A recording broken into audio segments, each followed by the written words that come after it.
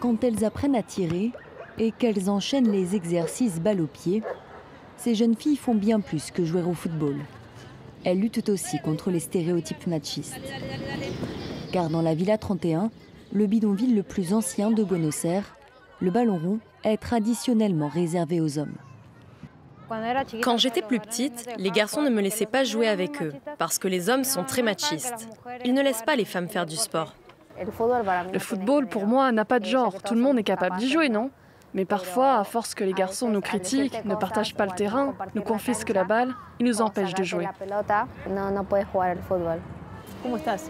Rendre le football accessible à toutes, c'est le combat de Mónica Santos.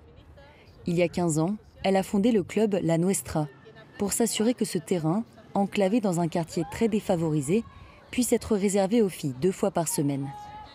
Pour cette ancienne joueuse, occuper cet espace peut faire évoluer durablement les mentalités. Les changements commencent ici avec les filles qui gagnent en estime de soi. Elles prennent conscience qu'elles peuvent avoir un corps fort, contrairement à ce qu'on nous raconte historiquement, qu'une fille n'est pas censée être agressive, qu'elle doit être soumise, que sa vie doit uniquement se focaliser sur la maternité. Le football les aide énormément à déconstruire ces préjugés. Constanza est un exemple de cette émancipation par le sport. Après avoir joué des années sur ce terrain, elle a fait de sa passion un métier.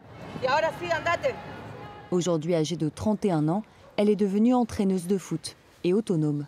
Le football a changé énormément de choses dans ma vie. Ça m'a formée en tant qu'individu, ça m'a aidé à me libérer du poids de ma famille. Aujourd'hui, je me sens libre. Je prends mes décisions seule. Grâce au football, certaines ont trouvé une vocation. Pour toutes, c'est surtout l'occasion de s'affirmer, de briller toutes ensemble.